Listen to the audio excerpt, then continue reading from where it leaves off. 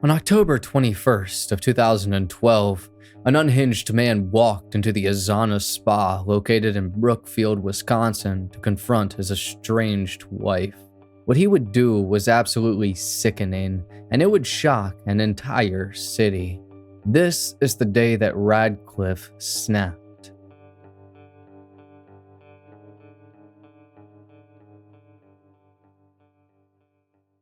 Hello, friend, and welcome to High Time Crime. My name's Joel, and on here I specialize in true crime and also being a friendly guy. Hey, I'm friendly. But anyway, today we're going over a case of a man whose mental breakdown became everybody else's problem. Radcliffe Franklin Holton was born on December 15th of 1966 and partly raised in Jamaica. As a kid, he moved to the United States and originally lived in the suburbs of Chicago before relocating to Milwaukee, Wisconsin. At some point, Radcliffe served in the Marine Corps, but left, and then in the mid-1990s, he met a woman by the name of Zena Daniel. By the time this incident took place, Radcliffe and Zena were married with kids, but recently separated. Zena had one daughter from a previous marriage who was 20 and named Yasmin, and Zena and Radcliffe together had one daughter of their own who was 13. The pair lived in a suburb called Brown Deer, and when all this happened, Radcliffe was taking classes at community college and getting ready to apply to a nursing program. Meanwhile, Zena was a kind, loving mother who worked long hours as a hairstylist at the Azana Salon and Spa to support her family. Now, if you took one look at their life from the outside, you would think the Houghtons had it all together. Radcliffe and Zena had owned their ranch-style house in a middle-class neighborhood with neatly raked lawns since 2002. And Radcliffe had once been a successful car salesman while Zena had a full-time job. There was only one major issue with their relationship, and that was the fact that Radcliffe was incredibly and had an absolutely scattered mind. And that's where the sponsor of our video, Scatterslots, comes into play. Scatterslots is the top free-to-play casino app where Vegas vibes meet fantasy adventures and seriously hot characters. This isn't your typical slots game. You're not just spinning reels, you're diving into a full-on journey. Unlock new slot machines, take on missions, and move through an epic map filled with magical realms and surprises at every turn.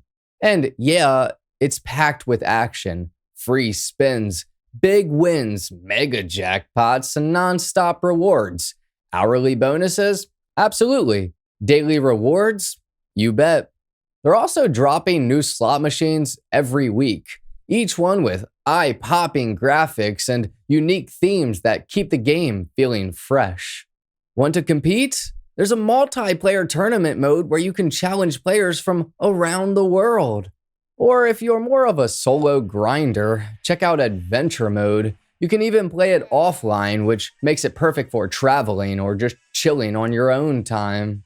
You can also team up with friends in clans, take on powerful bosses together, earn massive rewards, and climb the ranks. Whether you join a clan or build your own, it's a great way to win more and have fun with your crew.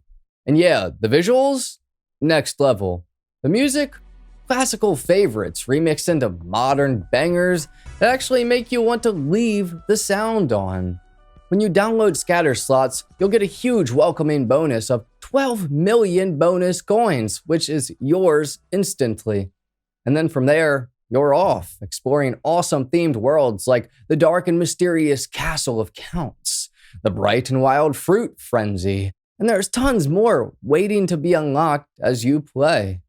So play Scatterslots free now and receive a huge bonus of 12 million free coins. You can do so by using the link in my description or by scanning the QR code. Thank you again to Scatterslots for sponsoring this video.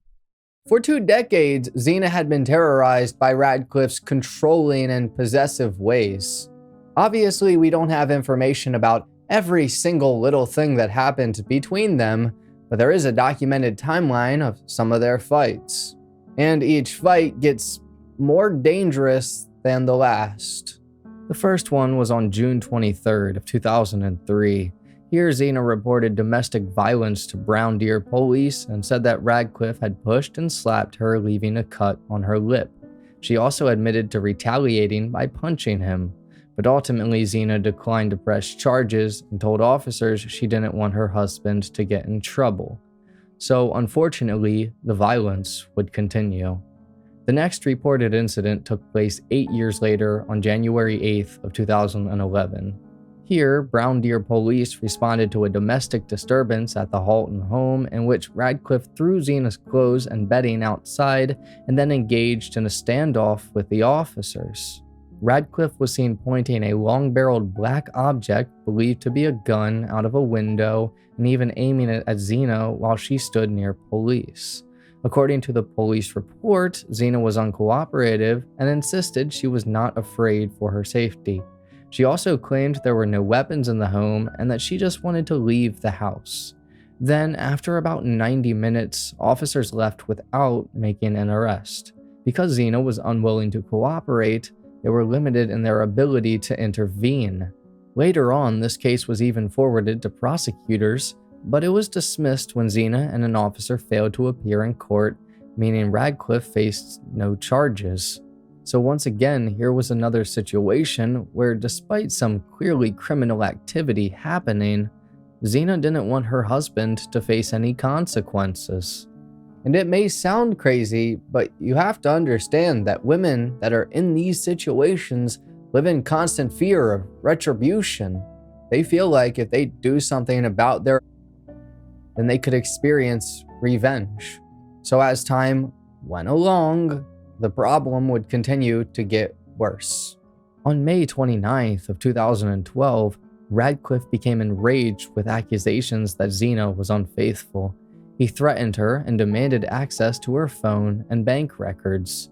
And this would mark the beginning of Radcliffe upping the intensity of his threats over the next several months. Sometime around the end of September, something really terrifying happened. At some point, while Radcliffe and Zena were having one of their arguments, Radcliffe pulled a gun out from his waistband. Then, according to Zena's account, the gun went off between her and her daughter's heads and only missed them both by about 2 inches. Now, not only was this a horribly close call, but in previous disputes, Radcliffe had apparently told police that he didn't have access to firearms. But clearly this incident showed that he did. So following this, Radcliffe just wasn't going to stop. On October 2nd of 2012, Zena called police from a gas station following yet another brawl with Radcliffe. When police arrived, the officer who responded noticed bruises and cuts on Zena's face. Her clothes were ripped, and she wasn't wearing any shoes, and her makeup was all messed up. It was said that night Zena had come home a bit drunk, and Radcliffe tried stealing her cell phone from her because he thought she was having an affair. Then he pushed her and grabbed her, and she bit his arm to get loose from his grip. But despite her injuries, Zena yet again refused to press assault charges against her husband, and she just had the police officer drive her back to her home. Then the officer knocked on the door, but the lights were off and no one answered. He reportedly said that he could see someone walking inside the residence, but ultimately he and his partner left the residence without making contact with Radcliffe. 2 days later, Zena was finally going to take some action against her husband. On October 4th of 2012, Radcliffe showed up at Zena's work and slashed the tires on her car. Now, this was the first example of their domestic issues entering a public space, and Radcliffe had never done anything this brazen before. So not only did it scare Zena, but her coworkers as well, and at that point, Zena had finally had enough. 4 days later, she went to court to get a temporary restraining order against Radcliffe, and immediately he was formally served with this order. The order barred Radcliffe from contacting Zena, and in her petition, Zena talked about how Radcliffe had threatened to disfigure and kill her. She said, quote unquote, He threatened to throw acid in my face, burn me and my family with gas. He said he would kill me if I left him or ever contacted the police. The restraining order also mandated that Radcliffe surrender any firearms he owned.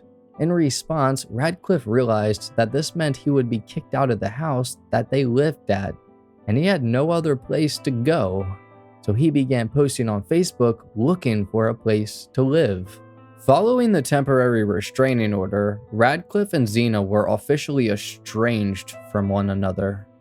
But once again, the order was temporary, so on October 18th, Zena went back to court to make it permanent. There's actually an audio recording of some of that hearing, so I'm going to play that right now. Scariest night of my life. He ran in the basement and he came upstairs and he pulled a gun from behind his pants. Scariest night of my life. He ran in the basement and he came upstairs and he pulled a gun from behind his pants and it accidentally went off in between me and my daughter's head, about 2 inches from both of our heads. My husband thinks that I'm cheating on him. He woke up really angry that morning. He was screaming. He told me I wasn't going to work that day unless I gave him all the passcodes to my phone, unless I showed him my bank statements online for the day of May 29th, the evening that he thinks I cheated on him. We've fought for 20 years. We've fought. He's hit me. We've fought. But since May 29th, the evening that he thinks that I cheated on him, just the threats have gotten so bad. Are you having an affair on your husband, Ms. Houghton? Sustained, sir. That is not relevant. Has your husband ever harmed you? My husband has harmed me for the past 20 years, on and off. Physically? Physically. Things have gotten so bad, Rad. We need to separate. We need a divorce. You've harmed me so many times. I've had so many black eyes. I wish I could tell you how many black eyes.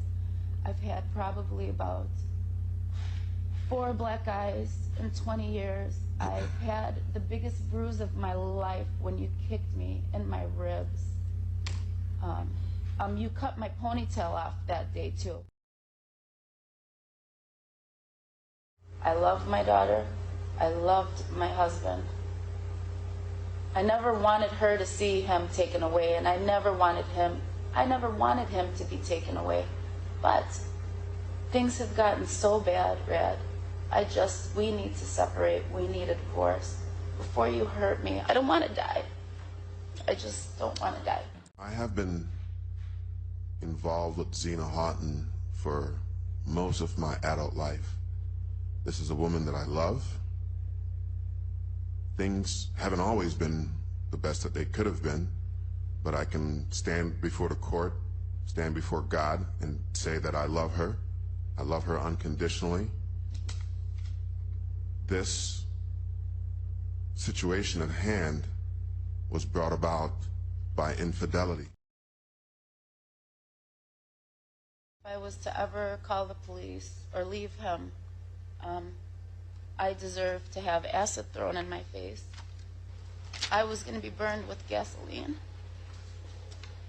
And my family, and he told me if I was to divorce him, it was till death do us part, and he would kill me before he gave me a divorce. I don't want to die. Are you afraid of your husband? Yeah, I am. Are you afraid of what will happen if you don't have a restraining order? I'm afraid of what would happen whether or not I have a restraining order. I have been involved with Zena Houghton for most of my adult life. This is a woman that I love. I have no intentions, never had any intentions on hurting Miss Houghton. And I think the record shows that. Court is going to issue a 4-year restraining order. Did you say 4 years? 4 years. Wow. Have you served that to Z? Sir, that's a violation of the restraining order right there. You cannot speak directly to her. Okay. Court Can I time. leave? No, you may not. Following this hearing, the court granted a 4-year restraining order ordering Radcliffe to have no contact with Zena.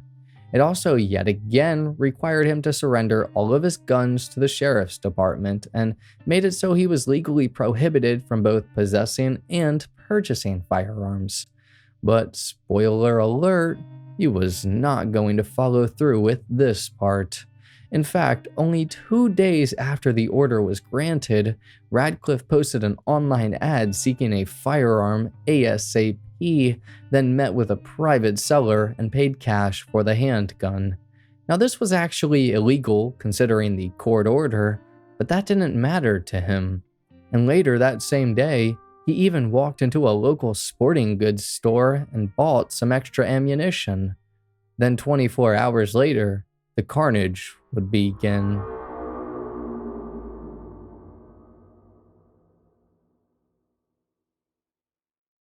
Now, Radcliffe's plan on the morning of October 21st of 2012 was to kill Zena, but anything or anyone that got in his way was also going to suffer the consequences. So that morning, Radcliffe took a taxi to the Azana Spa at 200 North Moreland Road.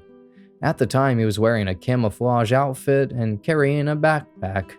Upon arriving, he didn't see Zena's car, so he got back into the taxi, and he and the taxi driver ate at a nearby Burger King. But once Radcliffe saw his wife's car pull into the parking lot, though, he and the driver drove back around to the entrance of the spa. Then Radcliffe paid the driver a $20 tip and left the cab. According to the driver, Radcliffe was shaking and even stumbling a bit as he walked from the cab to the spa.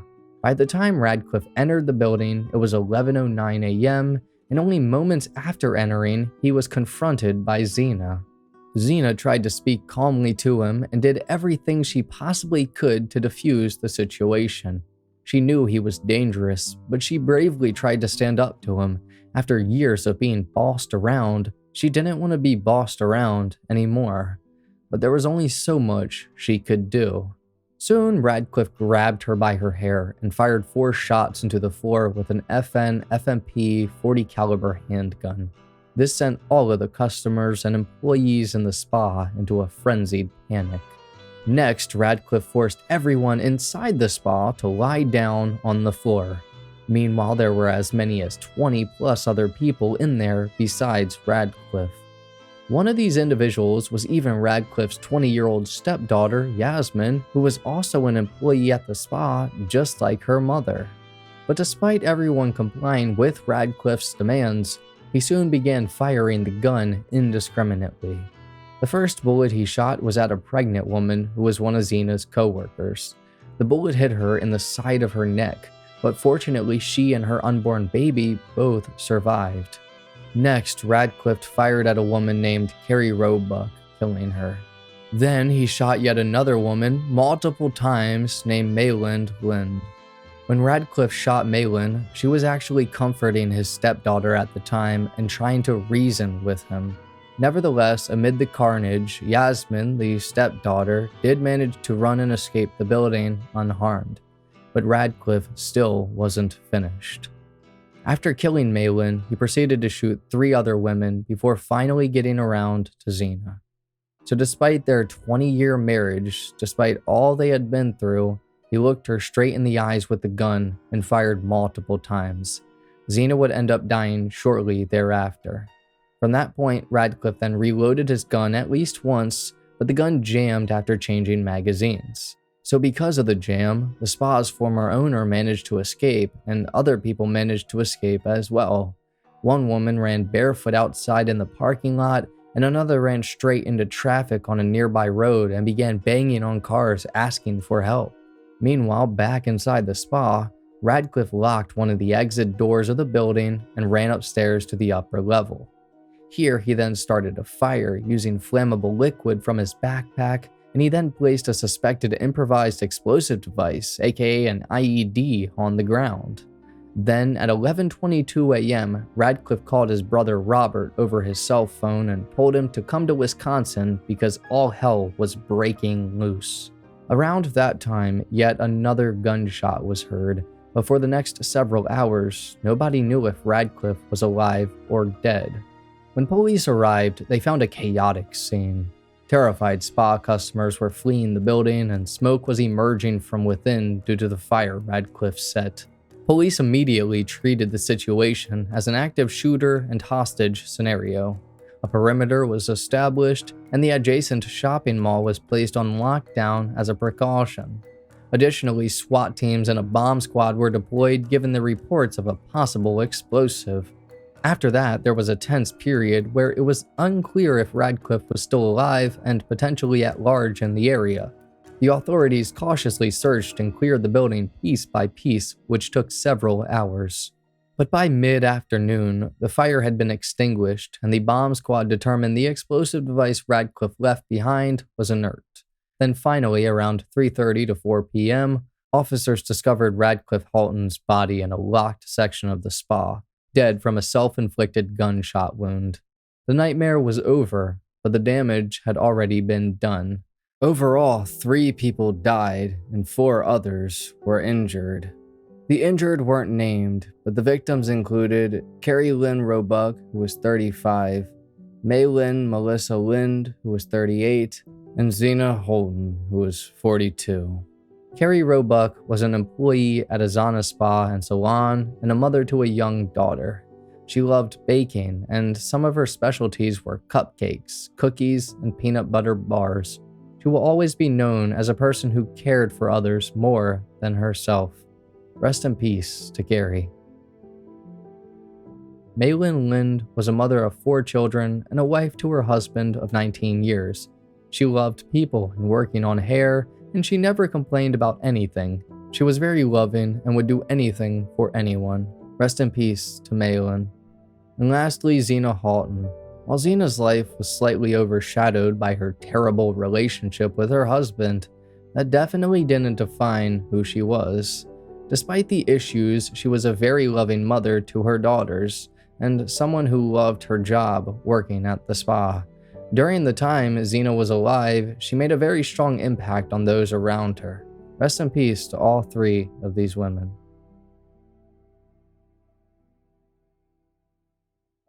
Once again, thank you to Scatterslots for sponsoring this video. Make sure to check them out using the link in my description or by scanning the QR code.